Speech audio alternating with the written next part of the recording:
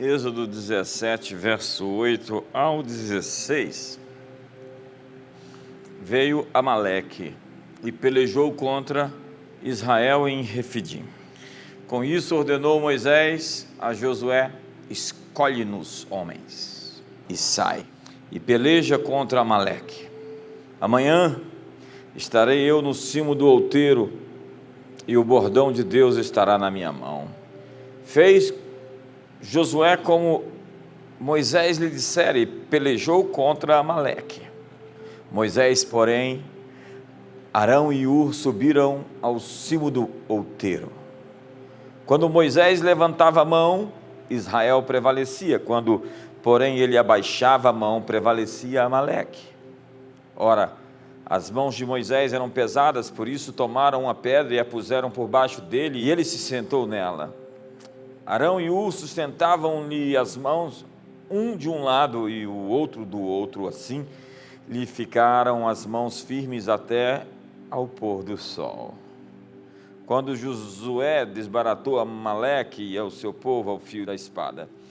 Então disse o Senhor a Moisés: escreve isso para a memória num livro e repete-o a Josué, porque eu hei de riscar totalmente a memória de Amaleque de debaixo do céu.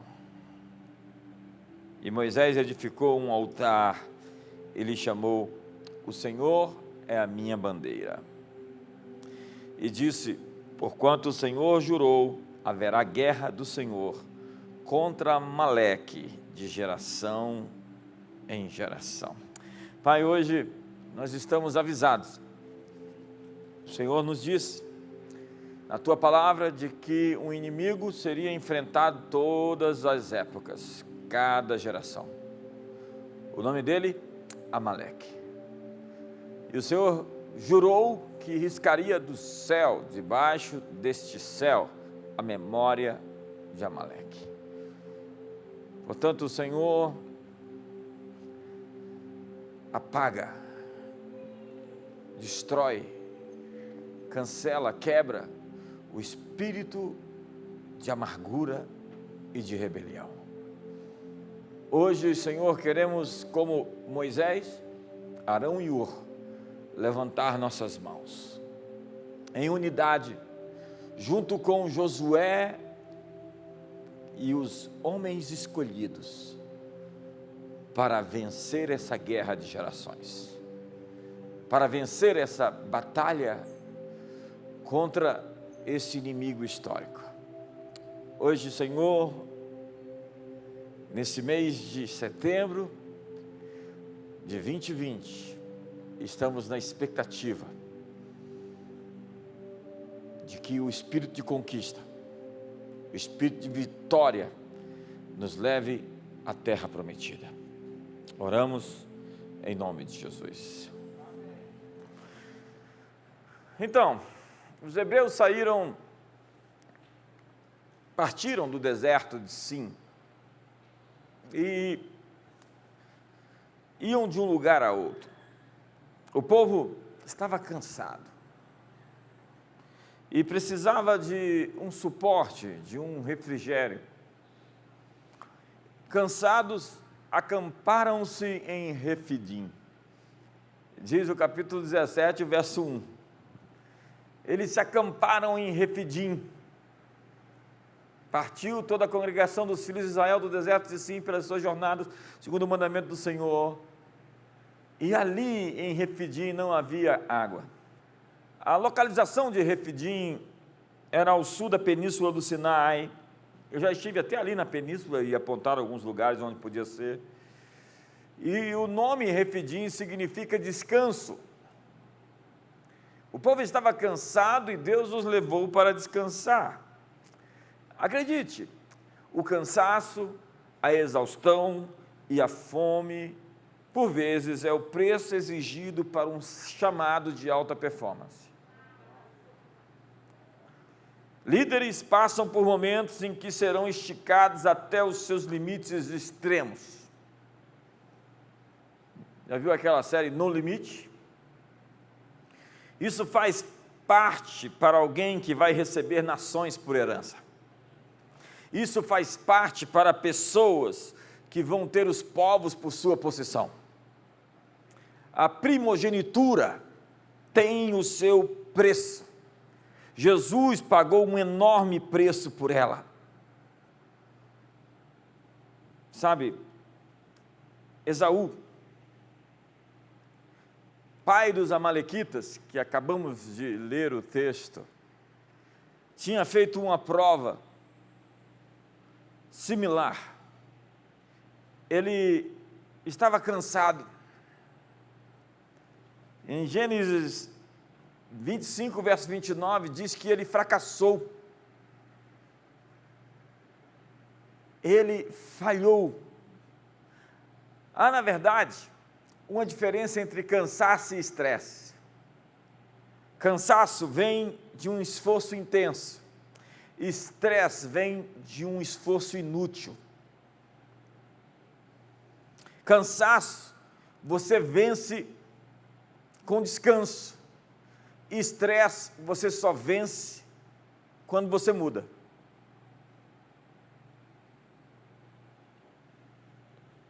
Esaú estava lutando por algo que ele já tinha: a aprovação do pai, Isaque. Mas ao ficar estressado, ele abriu mão do seu direito de primogenitura por um prato de lentilhas. Apesar de todo o esforço, ele voltou para casa sem a caça esperada e ficou amargurado. E aí, porque perdeu, resolveu desonrar seus pais. Diz o texto que ele, revoltado, se rebelou contra Isaque. Gênesis 28 diz assim: vendo também Esaú que as filhas de Canaã eram más aos olhos de seu pai, foi-se Esaú a Ismael, e além das mulheres que já tinha, tomou por mulher a Maalate, filha de Ismael, filha de Abraão, irmã de Nebaiote. Entenda, ele está ali, querendo ferir alguém. E a rebelião é essa amargura curtida, que fica ali por tempos, curtindo. E a Bíblia fala que Moabe é a bacia de lavar do Senhor. Moabe é um ícone da perversão moral, e foi isso que Esaú se tornou. Essa nação sempre esteve ligada aos ataques contra Israel. Quando as necessidades físicas falam mais alto que a herança espiritual, nós estamos semeando a longo prazo uma vida de infelicidades. Ao se vender espiritualmente, Esaú, barganhando o chamado de Deus, tomou a forma daquilo que o comprou. Nós assumimos a identidade dos ídolos que adotamos em nossas vidas. Diz o texto em Gênesis 25, e disse Esaú a Jacó: deixa-me, peço-te, comer desse guisado vermelho, porque estou muito cansado. Por isso se chamou Edom, que significa vermelho. Esaú assumiu as características do guisado pelo qual ele foi comprado. Seu pseudônimo se tornou Edom, que significa vermelho. A Bíblia dá testemunho de Esaú no Novo Testamento. Hebreus capítulo 12, no verso 14, diz assim: segui a paz com todos e a santificação, sem a qual ninguém verá o Senhor, atentando diligentemente, porque ninguém seja faltoso, ninguém se prive da graça de Deus. Olha que texto pesado isso. Quer dizer que pode-se ficar fora do escopo, do ambiente, do terreno da graça. Pode-se anular a graça. e de que nenhuma raiz de amargura brotando vos perturbe, por ela muitos sejam contaminados. Ele está dizendo que a amargura arranca você do lugar da graça. Verso número 16. E ninguém seja devasso ou profano como Esaú, que por uma simples refeição vendeu o seu direito de primogenitura. Porque bem sabeis que, querendo ele ainda depois herdar a bênção, foi rejeitado, porque não achou lugar de arrependimento, ainda que o buscou diligentemente com lágrimas. Verso 18.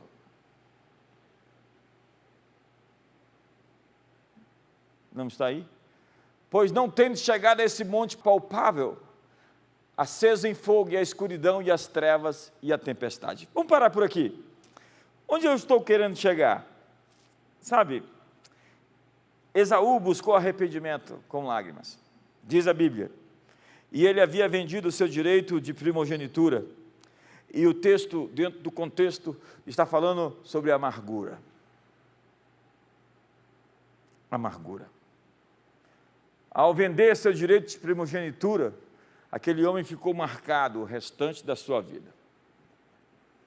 Ao abrir mão de algo que não deveria jamais nem ser cogitado em ser vendido, negociado, ele se tornou uma pessoa amarga. Na história, é incrível ver o que a descendência de Esaú se tornou. Depois de séculos, é incrível ver como o DNA da descendência de Esaú foi ativado na pior forma, da pior maneira, para manifestar o que há de mais deplorável da natureza humana. Os amalequitas do texto que eu li, descendentes de Esaú, era um povo nômade. E foi, segundo a Bíblia, a primeira família ou dinastia a se transformar em nação. Números 24 diz, também viu Balaão a Amaleque e proferiu a sua parábola, dizendo, Amaleque era a primeira das nações, mas o seu fim será a destruição. Para os comentaristas bíblicos, Amaleque é a própria encarnação do mal. Eles eram chamados os povos do deserto.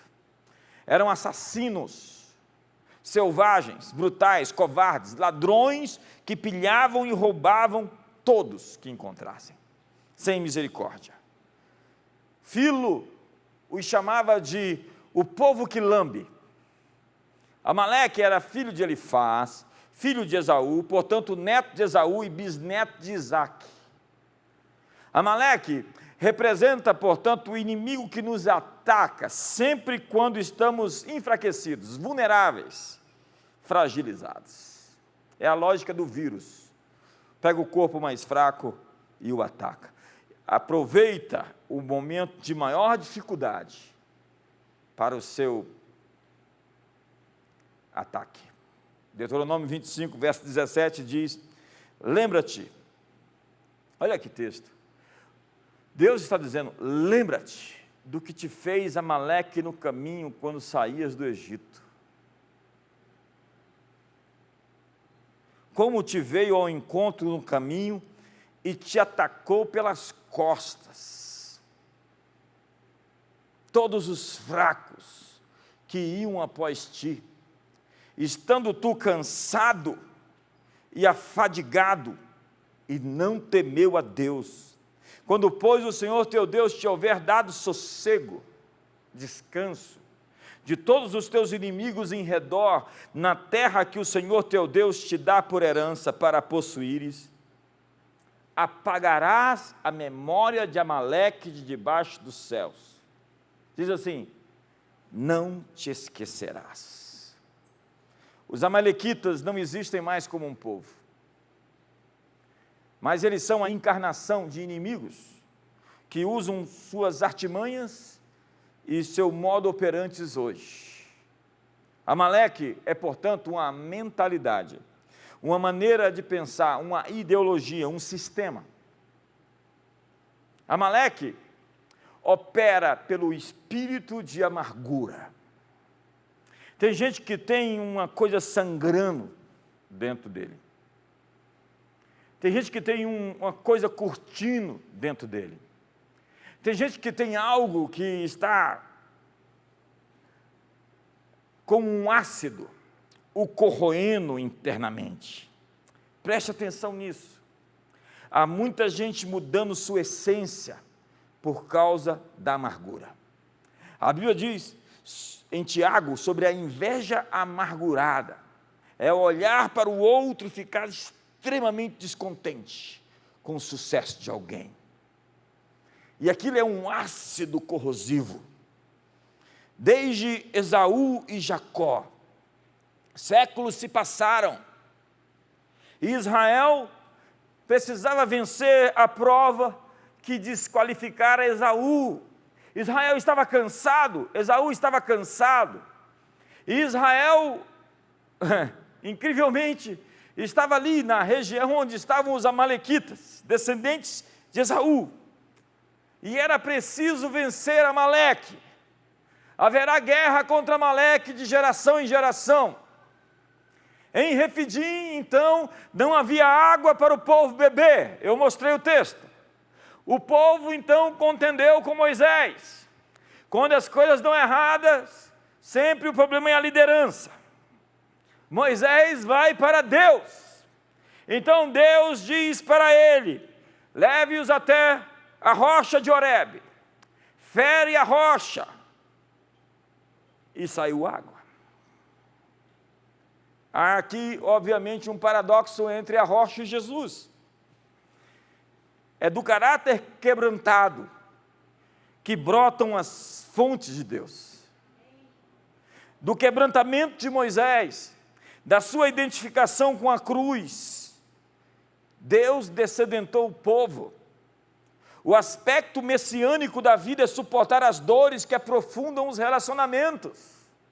Dores que aprofundam os relacionamentos.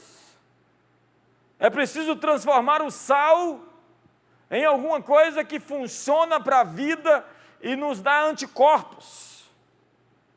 Deus supriu a água para o povo, Deus enviou água para Israel, então Deus permitiu a guerra. Deus estava passando o povo num teste para atestá-los, mas eles simplesmente murmuraram, reclamaram. E quando você recebe algo fazendo pirraça, você vai precisar enfrentar uma batalha.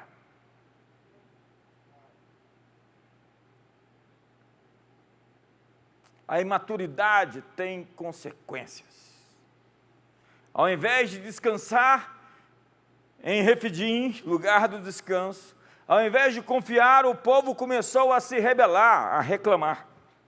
Então, o lugar que era para ser de refrigério e descanso, mudou de nome para Massá, que quer dizer prova. Eles não passaram no teste.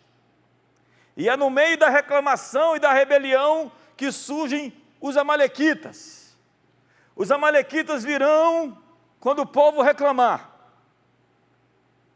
Quando o povo reclamar, os amalequitas vão aparecer. Amaleque, veio Amaleque e pelejou contra Israel, verso 8, né? Amaleque é o tipo de inimigo que toma a iniciativa do ataque. É provocativo, injusto e abusivo. Amaleque é a encarnação da amargura e da rebelião. Eles estavam no deserto e havia entre eles divisão, murmuração, imaturidade. E é no deserto que as nossas infantilidades são expostas. É no deserto onde nós somos tratados. É no meio de uma situação dessa que a gente vê tanta coisa aparecer na vida das pessoas. O que eu vi emergir de bom e de mal na vida de tanta gente é incrível. Perceber como tinham coisas curtidas, coisas guardadas, coisas ressentidas, que precisam vir ser tratadas, resolvidas, no devido ambiente. A batalha de Refidim traz para nós os mais básicos ensinamentos para o sucesso de uma comunidade, de uma família, de uma nação. Aquela batalha não começou ali em Êxodo 17, ela começou séculos antes. Entenda, suas batalhas que você está enfrentando hoje não começaram agora. Elas existem bem antes de você nascer. Suas guerras começaram antes de você nascer. Elas têm a gênese, por vezes, na sua infância. Quando seu pai foi embora. E até hoje você vive uma luta por significado, por valor, por importância. Ou quando você foi abusado.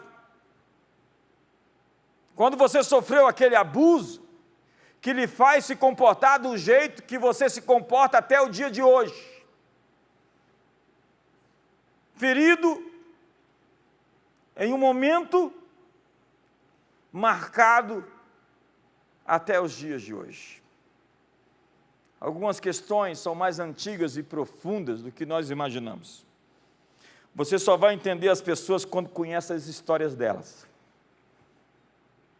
No caso de Amaleque, o problema tinha proporções dinásticas. Amaleque, repito, é a incorporação da amargura. Nós estamos lidando, se eu pudesse dar um tema para essa mensagem, seria lidando com a amargura. E a amargura tem várias formas. E a amargura se transforma em algumas coisas loucas na vida. Se transforma em rebelião, em inveja. A questão não resolvida entre dois irmãos, Esaú e Jacó, séculos antes, explodiu no deserto, quando Israel estava para entrar na sua herança. Eles estavam para entrar na terra prometida e foram atacados pelas costas. Esaú e Jacó é uma história bem longa. As consequências da casa dividida cobrou o seu preço. A conta chegou. Acredite, a conta chega. Vieram os filhos de Jacó, diz a Bíblia, e problemas sérios começaram a acontecer.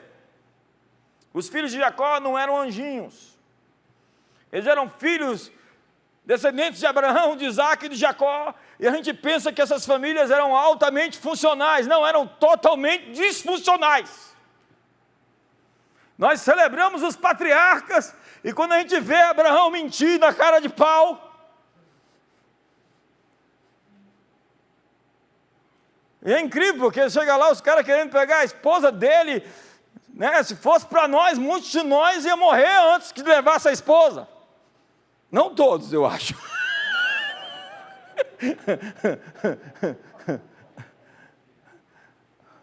Mas a maior parte, eu acredito. Amém, amém, amém. Obrigado, obrigado. Tem gente ali que já, testosterona já está saindo pelo ladrão. Sabe? E aí vieram os meninos bem complicados, cheios dos mais variados problemas que a gente tem até hoje em nossas famílias. Lê as histórias dele, alguém disse que lê a Bíblia como que um espelho, vem na sua vida. Não é você que lê a Bíblia, é a Bíblia que te lê. Né? E aí, os heveus querem absolver Israel, e Simeão e Levi vão lá e vingam o estupro de Diná. Diná foi sequestrada por Siquém, levada para sua tenda, e depois chega o sujeito lá para Jacó e fala: eu quero casar com a tua filha. Onde está minha filha? Tua filha está lá na minha tenda. Falou: como? Você quer casar com a minha filha? Você a sequestrou, você a estuprou, e agora você veio pedir a mão dela em casamento? Que costumes são esses? Se fosse alguns de nós, como Simeão e Levi, não ia ficar assim. E aí a Bíblia diz que eles entraram, fizeram aliança com os heveus, Eles foram circuncidados, enquanto circuncidados, foram lá os filhos de Jacó e vingaram. Está descrito na Bíblia, são histórias. E aí Jacó fala assim: como é que vocês fizeram isso? Agora nós seremos tidos como uma tribo de saqueadores, de espoliadores. E então a Bíblia diz que Deus espalhou o seu terror para que os inimigos não vissem a descendência de Jacó, porque apesar de nós, Deus continua sendo Deus. Apesar de você, Deus continua sendo Senhor no trono do universo. E aí o genocídio daqueles siquemitas impõe uma fuga da terra prometida. Depois, os irmãos enciumados de José conspiram no seu fratricídio e por fim o vendem aos ismaelitas, filhos de Agar, que o vendem para o Egito. O que eles não sabiam era que o destino de José era o destino deles. O destino de quem eles mandaram para a forca, para o poço, para o mercado de escravos, seria o mesmo destino deles. Na mesma medida que medimos, seremos medidos. A sentença que traça o nosso destino sai da nossa boca. Ironia do destino ou a divina providência, é assim que acontece. Sabe, você vê aquelas genealogias intermináveis na Bíblia e pergunta: será que são sugestões de nomes para os nossos filhos? Para que tudo aquilo? Tem uns nomes legais lá para você dar para os seus filhos, naquelas genealogias intermináveis. Eu já vi cada caso de gente que tem trauma do nome, porque alguém foi lá, apontou num nome lá e chamou o filho daquele nome. É incrível como as pessoas são. E é incrível também que hoje, na contramão desse princípio fundamental bíblico, aqueles chamados progressistas, e que na verdade não são os do progresso, mas são falsos progressistas, querem destruir nossa história, querem derrubar as imagens, as estátuas, querem reeditar ou reescrever a história. Hoje, na contramão da Bíblia, essa ingratidão apaga não somente as lembranças do passado, como também os seus benefícios. Eu vou repetir isso. A ingratidão apaga não somente a lembrança, porque a ingratidão não tem memória, mas apaga também os benefícios do que foi feito. Assim, todo rebelde está em colisão com o caos. E genealogias servem para dizer que nós somos filhos do nosso povo. Ao ver a primeira genealogia de Jesus em Mateus capítulo 1, que vai de Abraão a José, nós descobrimos que Jesus não é Saint-Germain. Quem é Saint-Germain e o cetro violeta? Não sei, apareceu agora, surgiu aí. Veio de um planeta, de paraquedas. Você não sabe sobre Buda, de quem ele era filho, nem neto, nem quem foram seus ascendentes. E também não sabe sobre Confúcio. Mas você pode traçar uma linha dos antepassados do Messias de Israel. Porque o Messias tem saga, tem história, tem trajetória, tem povo, tem ascendência. Na verdade, perguntava-se: quem é o seu pai? Procure aí um satanista. Quem é o seu pai? Aquele pessoal dessas seitas góticas, quem é o seu pai? Um amargurado, azedo e ácido, quem é o seu pai? Nós somos filhos do nosso povo. Então nós temos na linhagem do Messias, Pérez, filho de Judá com Tamar. Uma confusão dos diabos. Uma situação pecaminosa ao extremo. E aparece ali na linhagem do Messias. Aí nós vemos Raabe, uma prostituta estrangeira. Está errado. Poderia ter omitido. Alguém disse que a Bíblia é tão inspirada que ela nem esconde essas coisas. A Bíblia não passa pano quente no pecado de Davi. Mas lá fala tudo que ele fez ainda. E aí você aparece com Ruth, uma moabita. Você sabe o que diz a Bíblia? Nenhum amonita e nenhum moabita entrará na Assembleia do Senhor, na casa do Senhor, nem ainda a sua 10ª geração entrará na Assembleia do Senhor eternamente. Deuteronômio 23, verso 3. É uma verdadeira quebra de protocolo. A graça, ela costuma quebrar protocolos. A história santa não anda por caminhos tão santos às vezes. O Evangelho é um escândalo. Isso é uma aberração para os falsos moralistas, legalistas e assassinos da graça. Sabe? Quando eu leio isso, eu vejo, há um jeito para você. Há um jeito para mim. Há um jeito para nós, porque nós somos filhos do nosso povo. Nós temos um povo. Aparece Salomão. Daqui fora a mulher Urias, diz assim o texto. E não esconde o caso do adultério de Davi. Fala assim, Salomão, filho daqui fora, mulher Urias. É incrível. Aí vem 3 terríveis reis. A linhagem, depois você dá uma estudada lá na genealogia de Mateus. Manassés, o sujeito que fez seus filhos passar pelo fogo.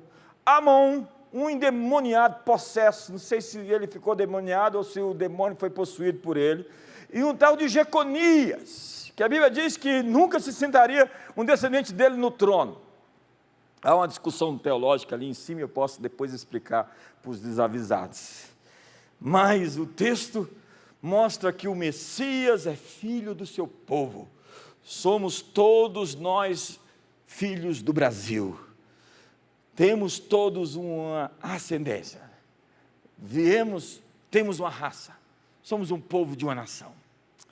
Só que na segunda genealogia de Jesus, a de Lucas, que vai de José a Adão, está lá em Lucas 3, nós somos agora todos humanos. Somos filhos da humanidade. O Messias, então, ele não é um ET, né? E aquela estrela que o seguia não era um disco voador, como diria aí eram os deuses astronautas, Erich von Däniken. Você gosta dessas coisas? Vai ler a Bíblia. E o Messias, então, é carne e é osso. Ele tem fome, ele tem sede, ele dorme, ele come, ele bebe, ele se cansa. O Messias chora. Ele é o filho do homem, como todos nós também somos filhos de algum homem. E se você não é filho de algum homem, você está no lugar errado. Né? Você vai dizer, você veio de outro planeta. Tem gente que tem uma anteninha aqui, ó, de trás da orelha. Ele é o filho do homem. Se na primeira genealogia Jesus é judeu, para Lucas, Jesus representa mais do que uma nação. Ele representa a raça humana. Hoje nós estamos sendo atacados, querem nos dividir. Querem simplesmente dizer que eu sou branco e você é negro, ou que você é nordestino e eu sou de Brasília. Querem dizer que você tem uma raça, eu tenho outra. Eu tenho visto que o quanto mais nós nos tratamos como diferentes, mais diferentes nos tornamos e mais nos afastamos e ficamos distantes uns dos outros. Agora, na cerimônia da Academy Awards, do Oscar, diz que para ser candidato ao melhor filme tem que ter um protagonista de uma minoria. E tem que ter outros quesitos, como que defender uma bandeira X ou Y dessas causas progressistas. Entenda, nós somos todos humanos, diz Lucas. O Messias é humano. Segundo Gálatas capítulo 3, ele passou uma régua. Não há homem, não há mulher, não há grego nem judeu, não há bárbaro nem cita. Todos somos em Cristo humanos, somente humanos. Ama o teu vizinho, ama o teu próximo. E não perguntou para você de que raça, ou de que cor, ou que classe social, ou quanto dinheiro ele tem na conta bancária. Simplesmente isso. Somos todos filhos da humanidade. E a última genealogia de Jesus que aparece é a de João, que diz assim: no princípio era o Verbo, e o Verbo estava com Deus, e o Verbo era Deus. Essa genealogia remonta aos dias da eternidade. Então, como diz Paulo aos Colossenses, ele é a imagem do Deus invisível, o primogênito de toda a criação. Pois nele foram criadas todas as coisas, nos céus e sobre a terra, as invisíveis, sejam tronos, sejam soberanias, quer principados, quer potestades, tudo foi criado por meio dele, e para ele. Que cristologia mais avançada! Tudo, você, nós, a humanidade, o universo, os planetas, foram criados por ele, para ele, por ele, para ele, por meio dele, são todas as coisas. A ele seja a glória para sempre. Verso 17, ele é antes de todas as coisas, nele tudo subsiste, antes do T0, do tempo zero. Ele é a cabeça do corpo da igreja, ele é o princípio, o primogênito dentre os mortos, para que em todas as coisas tenha a primazia, porque aprove a Deus que nele residisse a plenitude, a pléroma. O autor a Hebreus diz, ele é a imagem do Deus invisível, ele é o primogênito de toda a criação, a expressão exata do seu ser, sustentando todas as coisas pela palavra do seu poder. Em Apocalipse, então, temos: tu és digno, Senhor e Deus nosso, de receber a glória, a honra, o louvor, a adoração, o domínio, o poder, porque todas as coisas tu criaste, sim, por causa da tua vontade vieram a existir e foram criadas. E Paulo diz assim: ao eterno, Rei, imortal, invisível, Deus único, honra e glória pelos séculos dos séculos, ao único que possui imortalidade, que habita em uma luz inacessível que homem jamais algum viu, nem é capaz de ver. A ele honra e poder eterno. Amém. Ele é o filho de Maria? Sim. Mas antes de Maria ele existia. E tu, Belém de Efrata, vista que pequeninas é entre os milhares, de ti me sairá aquele que há de governar, cujas origens são desde os tempos antigos, desde os dias da eternidade. Antes de Maria nascer, ele já existia. Maria foi o veículo para gerá-lo como filho do meu povo, mas não como filho do meu Deus. Em Cristo somos todos filhos de Deus. Ele é o filho da humanidade, ele é o judeu e ele é Deus. E como tal nos convida a ser parte da sua família. João 1, verso 12 diz: a todos quanto receberam, deu-lhes o poder de serem chamados, serem feitos filhos de Deus. Então agora todos somos filhos de Deus. E como filhos de Deus, deveríamos lidar com a amargura e a rebelião da nossa alma. Alguns foram convertidos e foram batizados e até exercem algum ministério, mas têm sido consumidos por algum tipo de amargura. No mundo digital, muitos estão representando um papel onde o personagem está assumindo a identidade do ator. Você já viu essa história? Quando o personagem toma conta do ator? O pessoal fala do Coringa, o pessoal fala do Piratas do Caribe, o Capitão Sparrow, Jack Sparrow. Diz que o mendigo entrou na alma do ator e ele debandou. Johnny Depp.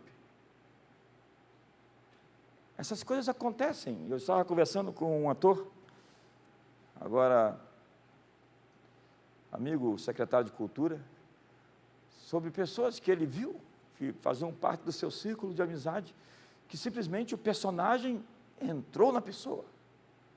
E isso está acontecendo em tempo real no mundo digital. E você vê pessoas inseguras do seu próprio valor, que vivem para tentar impressionar. Eu escrevo muito sobre esse tema no meu livro, o meu livro Metanoia. Está tão claro ali. Há muito mais do que eu vou dizer aqui lá.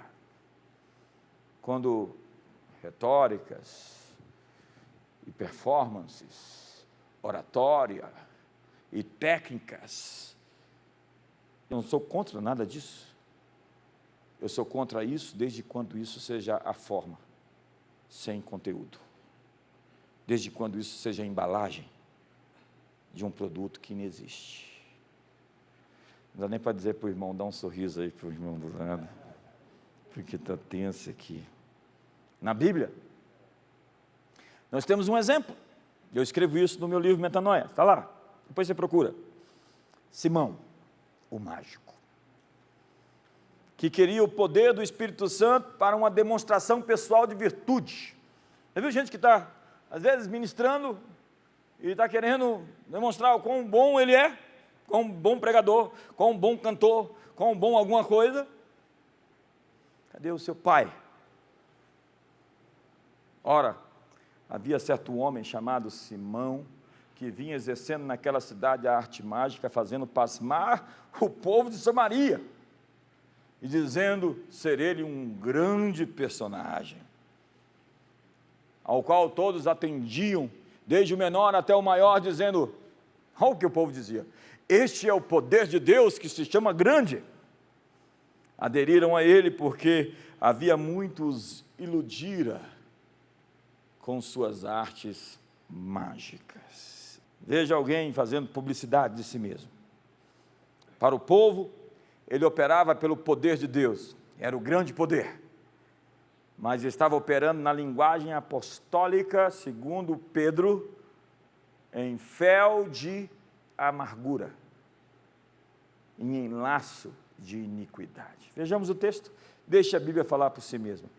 Quando Simão viu que pela imposição das mãos dos apóstolos se dava o Espírito Santo, ofereceu-lhes dinheiro, dizendo, dai-me também a mim esse poder, para que aquele sobre quem eu impuser as mãos receba o Espírito Santo. Mas disse-lhe Pedro, vai tua prata contigo para a perdição, o diabo te carrega, mais ou menos isso, pois cuidaste de adquirir com o dinheiro o dom de Deus. Tu não tens parte nem sorte neste ministério, porque o teu coração não é reto diante de Deus.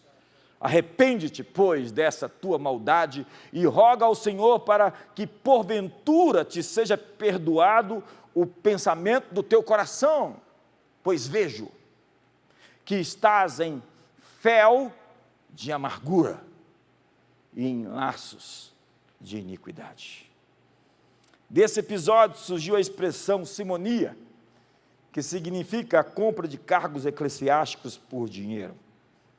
O apóstolo Pedro disse a Simão, você não tem parte nem sorte nesse ministério, porque o teu coração não é reto diante de Deus, porque Simão se movia por fama, por poder e por grana. Sabe, nosso auditório principal consiste em apenas uma pessoa. Eu não estou aqui para impressionar vocês. Eu estou aqui querendo chamar a atenção dele. Eu preciso da aprovação dele. Agora, incrivelmente, há tantos tentando mostrar desempenho para garantir a aprovação das pessoas e perdendo a aprovação do próprio Deus. Como diz N.T. Wright, se deveres religiosos são feitos com um olho no público, torna-se podre no núcleo. Veja bem, apesar da reconciliação dos irmãos Jacó e Esaú, a ferida continuou. E quando a ferida está aberta, sai pus, sai amargura, sai algo que mata. Deixar uma ferida aberta sem ser resolvida destrói muitos casamentos. Às vezes as pessoas vão viver a vida toda juntas e no final da vida ela vai enterrar o fulano e falar: 60 anos eu aguentei esse traste. É a história do enterro onde o pregador estava falando do defunto e estava ali a mulher com seus filhos, falando o quanto o homem era piedoso, quão piedoso era esse fulano. Vamos chamá-lo de João, não, de João não pode. Vamos chamá-lo de Pedro. Então o defunto, o Marcos, não, no Marcos não pode, o Marcos vai viver muito tempo, todos os Marcos, muito tempo. Então, quão piedoso era esse homem, bom pai, excelente cidadão, justo, correto, fiel à sua esposa, à sua família, trabalhador, homem de fé, homem de Deus. A mulher para e fala: meu filho, olha lá no caixão se é seu pai mesmo que está lá, porque eu acho que nós estamos no enterro errado.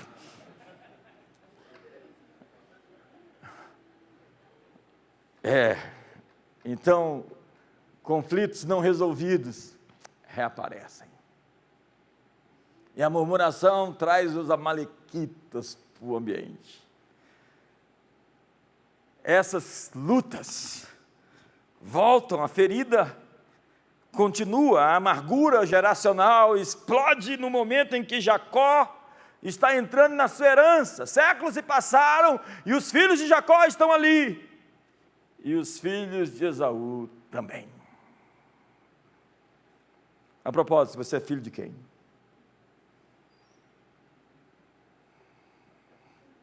Jacó é Jacó, e ele sabe que é Jacó, e ele não esconde que é Jacó.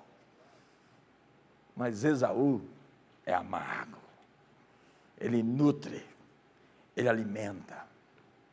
Sabe, eu não tenho medo de quem expõe, quem fala, quem expressa, quem verbaliza. Eu tenho medo daqueles que ficam curtindo para chegar no momento,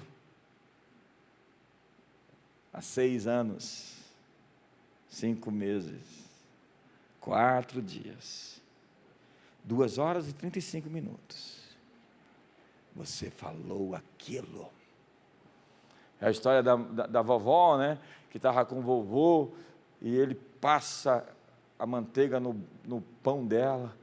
Depois de 50 anos que fazia a mesma coisa, ela disse: eu nunca gostei que você passasse a manteiga desse jeito no meu pão.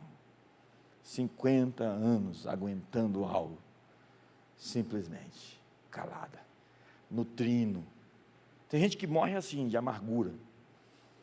Se você abrir o caixão, os ossos derreteram, as tábuas.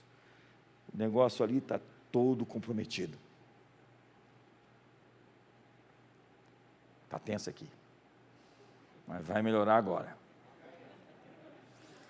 Como vencer esse tipo de guerra? Disse Moisés a Josué: escolhe-nos homens. A primeira chave é: escolhe-nos homens. Existem homens escolhidos.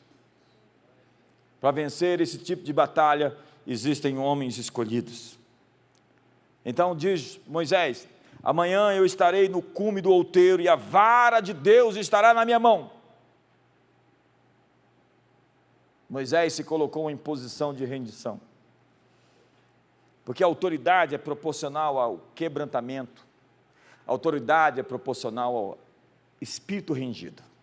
Quanto mais rendido, quebrantado, mais entregue, mais autoridade essa pessoa tem. Deus pode dar poder para alguém que na hora que se pede de volta, ele está entregando antes que se peça.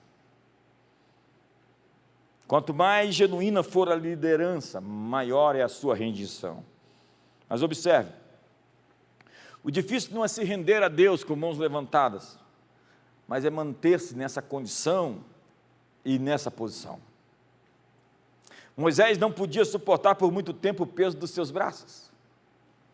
Moisés escalou o monte da rendição, assentou-se na pedra do descanso. Depois de ferir a rocha em Horebe, ele estava na guerra, mais do que o próprio Josué.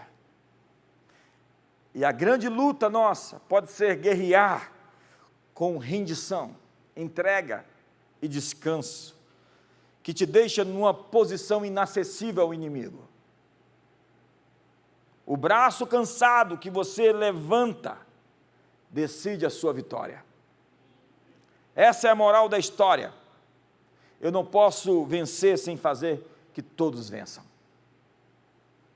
Arão e Ur então chegam em posição de apoio. Você levanta os braços da sua liderança ou você os abaixa? Arão e Ur surgem ali para manter as mãos de Moisés levantadas. E o papel de Arão e Ur são essenciais. Quanto mais estressado e fadigado se torna uma liderança, mais o povo apanha de Amaleque. Quando Moisés abaixava as mãos, o povo apanhava. Ou seja, mais as pessoas se tornam vulneráveis, mais se tornam amargas e derrotadas, quando a liderança está com as suas mãos abaixadas, cansada. Líderes cansados é um grande perigo. Eu li um livro onde a mulher falava, a autora, jornalista, ganhadora do prêmio Pulitzer, O Terceiro Hábito, onde ela dizia que as pessoas mais inteligentes que ela conhecia tomaram as piores decisões da vida, porque estavam cansadas. A propósito, não tome uma decisão importante, uma decisão permanente, por causa de uma emoção temporária. Eu vou me divorciar, deixa essa pandemia passar, daqui a 30 anos, pensa nisso de novo. Tem gente se separando no meio de uma pandemia. Tem gente tomando decisões no meio de uma situação dessa. Está todo mundo estressado por alguma coisa. E o pior de tudo, existem coisas se abrindo, feridas se abrindo. Ei, esse não é o momento para nutrir e entrar nessa frequência. Esaú se tornou amargo. Eu repito o texto. Não haja em vós raiz de amargura, que brotando vos perturbe e contamine a todos os outros. O grau de destruição de uma amargura não resolvida na vida de alguém vai comprometer todo o ambiente à sua volta. Você já viu uma pessoa falar e um ambiente fechar? Quantos já viram? Espero que não seja você. Agora, Josué e os escolhidos, escolhe-nos homens, tinham consciência do que a cobertura oferece para quem está no campo. A ousadia na batalha de Josué veio da confiança da cobertura que ele tinha com Moisés. Quando Moisés levantava as mãos, Arão e Ur seguravam, Josué prevalecia. Quando Moisés abaixava as mãos, Amaleque prevalecia. Ele foi o servidor de Moisés, com tanta dedicação que se tornou o seu sucessor. O segredo de Josué era a sua conexão com Moisés. O segredo de Moisés era a sua conexão com Deus.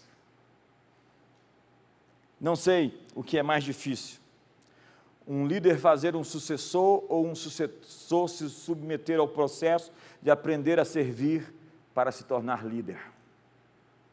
Tem gente que quer ser pai. Antes de ser pai, você tem que aprender a ser filho. Antes de ser uma autoridade, você tem que aprender a ser submisso. Quem determinou a vitória? A vitória foi ganha por relacionamentos, por unidade, por concordância, contra a amargura que tenta dividir. Nós precisamos de alguém na montanha, com mãos levantadas. Precisamos de alguém segurando essas mãos. E precisamos de alguém na zona de combate. Fique de pé.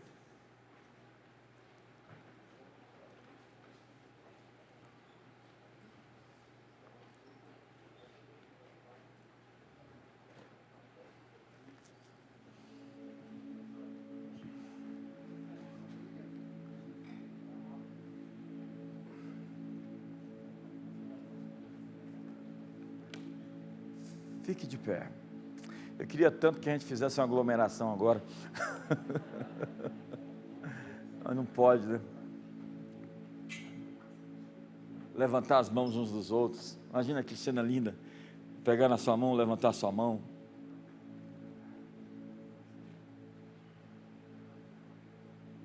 Mas eu quero dizer a você que nós vamos levantar as mãos uns dos outros. E nenhuma amalequita vai nos dividir. Amém ou não amém? Eu quero dizer que você vai levantar a mão da sua esposa, e a sua esposa vai levantar as mãos dos seus filhos, e os seus filhos vão levantar as suas mãos. Quando você chegar em casa, faça isso. Levante as mãos uns dos outros. Esse é um momento de cansaço. Esse é um momento de estresse. Esse não é um momento para decidir, para escolher, para fazer alguma coisa. Esse é um momento para deixar completamente a tormenta passar. E eu tenho ali a anunciar que ela está passando. E que nós vamos chegar bem no final do ano. E o Natal vai chegar, já dizia o Nizam Guanás. Vai ter Natal. E vai ter festa, e vai ter celebração. Esse mês tem atualização ministerial, lá na Hípica. Esse mês tem primavera, 22 de setembro. O que mais tem esse mês? Diga, profetiza, declare. Esse mês tem unidade. Esse mês você vai encontrar alguém que você vai andar ombro a ombro com ele, com ela. Quem sabe, olha, tem gente ali entusiasmada já, levantou a mão assim do tipo Moisés em cima do monte. Sabe, esse mês você vai fechar aquele contrato, você vai assinar. Esse mês você vai fazer, quem sabe, aquele negócio do primeiro milhão. Se não é esse mês, é esse ano. Se não é esse ano, com certeza o ano que vem. Mas com certeza Deus tem algo para você e isso vai acontecer. Simplesmente persevere. Mas ponto. Não faça como Esaú. Não queira entregar isso tudo por causa de uma satisfação momentânea. Não faça tudo isso. Não pense que você, por conta de um prato de lentilhas, vai poder vender seu direito de ser um filho primogênito. O que um filho primogênito tem? Tem porção dobrada. Todo filho primogênito tem uma porção dobrada. E eu quero declarar sobre você porção dobrada. Eu sinto que essa é uma palavra boa. Eu sinto que essa palavra é para você receber. Como Moisés hoje. Levante as suas mãos. Vamos todos erguer nossas mãos. Nós estamos no monte. Nós não queremos deixar que nenhuma amargura nos perturbe. É isso? Nós não queremos deixar que nenhuma amargura de ninguém nos perturbe. A amargura dos outros não vai te perturbar. A amargura de alguém não vai te perturbar. Não veja ninguém com os olhos dos outros. Não aceite a amargura de ninguém como sua. Levante as suas mãos hoje. Pai, muito obrigado. Estamos aqui contra Amaleque. Haverá guerra contra Amaleque, de geração em geração. Nós declaramos hoje, em nome de Jesus, a quebra de finalidade, de propósito do mal. Nessa noite, que as trevas recuem, batam em retirada. Levanta-te, Senhor. Sejam dispersos os teus inimigos. adversários.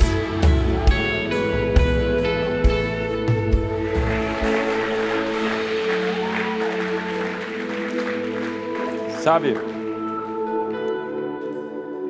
diga comigo, eu não estou aqui para impressionar. Olha a pessoa de longe e fala assim: eu não estou aqui para te impressionar. Você sabe por quê? Porque eu estou impressionado com Deus. E estou impressionado com quem me tornei nele. Estou impressionado comigo. E quando impressionado comigo, eu olho para os outros, não em posição superior, mas olho para eles com admiração, por aquilo que eu descobri quem eu sou, e por aquilo que o meu semelhante, o meu igual, o meu próximo, o meu vizinho também é. Então estou admirado, como diz Moisés em Apocalipse. Moisés em Apocalipse, sim, é o cântico de Moisés. Grandes e admiráveis são as tuas obras. Ele está admirado das obras de Deus, dos feitos de Deus. Então nós admiramos. Hoje eu vou falar. Hoje tem gente que fala com você por aí, estão se sentindo melhor que você, superior a você. Você entendeu? E as pessoas se sujeitam a esse espírito de quem se coloca num tom mais professoral. Sabe, eu não estou aqui porque eu seja maior, eu estou aqui porque você é grande. Quanto maior você é, maior nós nos tornamos todos juntos. E quanto maior você for, maiores seremos. Eu não sou grande por minha causa, eu sou grande por sua causa. Ao estar aqui, você nos faz grandes. Então eu estou admirado, quão grande e admirável são as obras do Senhor. Quantos são uma obra do Senhor aqui?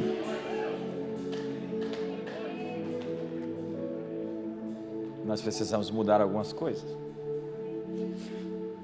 Eu estou doido para mandar dar um abraço no irmão. Esse ano, diga para o seu irmão, esse ano. Diga para ele, esse ano eu vou te dar um abraço. O marido falou para a mulher ali, ó, esse ano eu vou te dar um abraço.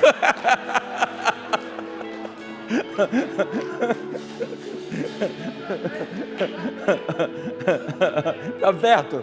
Você vai dar um abraço na Andréia esse ano. Vai dar um abraço nela. Ele disse que vai dar um abraço nela hoje. Quantos vão dar um abraço na esposa hoje? É na esposa, tá, irmão? Essa é a reunião que eu não queria terminar. Quantos vão vencer a Amaleque? Quantos vão vencer a amargura? Quantos não vão se contaminar com a amargura? Pai, vê essas mãos levantadas. Elas são as mãos de Moisés, de Arão e de Ur. Elas são Josué lutando contra Amaleque. Dá-nos a vitória. Risca de debaixo do céu a memória de Amaleque. Que o amor de Deus, a graça de Jesus, a comunhão do Espírito Santo seja sobre a sua vida. Uma ótima noite. Assista esse e mais conteúdos exclusivos somente no CN Play. Acesse agora www.cnplay.com.br.